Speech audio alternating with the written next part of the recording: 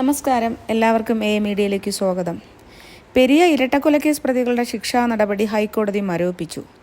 Youth Congress നേതാക്കളായ ശരത്ലാലിനെയും കൃപേഷിനെയും മൃഗീയമായി കൊലപ്പെടുത്തിയ കേസിലെ പ്രതികളായ 5 CPM നേതാക്കന്മാരെയാണ് ഇന്ന് രാവിലെ 9:30 ജയിൽ മോചിതരാക്കിയത്.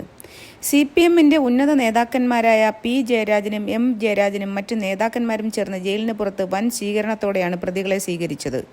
സമൂഹ മനസാക്ഷിയെ ഞെട്ടിച്ച് ആരും കൊല നടന്ന് വർഷങ്ങൾ കഴിഞ്ഞിട്ടാണ് CBI കോടതി ഇവരെ കുറ്റക്കാരാണെന്ന് കണ്ടെത്തി ശിക്ഷിച്ചത്.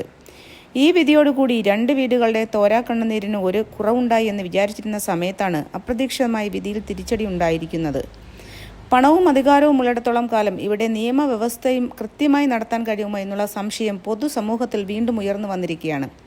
ഈ സംഭവത്തോടെ പിണറായി സർക്കാരിൻ്റെ കാലത്ത് സഹാക്കന്മാർ പ്രതികളാകുന്ന കേസിൽ ലക്ഷങ്ങളും കോടികളും ചിലവഴിച്ചു മുന്തിയ വക്കീലന്മാരെ കൊണ്ടുവന്ന് കേസ് വാദിച്ച് നീതിന്യായ വ്യവസ്ഥയെ തന്നെ തകരാറിലാക്കുന്ന തരത്തിലാണ് കാര്യങ്ങൾ നടക്കുന്നത്. സാധാരണക്കാർക്ക് നീതിന്യായ വ്യവസ്ഥയിലുള്ള വിശ്വാസം നഷ്ടപ്പെടുന്ന തരത്തിലുള്ള വിധിന്യായങ്ങൾ വരുമ്പോൾ അത് നമ്മുടെ നീതി വ്യവസ്ഥയുടെ സിസ്റ്റത്തെ തന്നെ മാറ്റിമറിക്കും. എന്തുതന്നെയായാലും പെരിയ ഇരട്ടക്കൊലക്കേസിൽ കൂടുതൽ വിശദാംശങ്ങൾ വരും ദിവസങ്ങൾ നമുക്കറിയാം.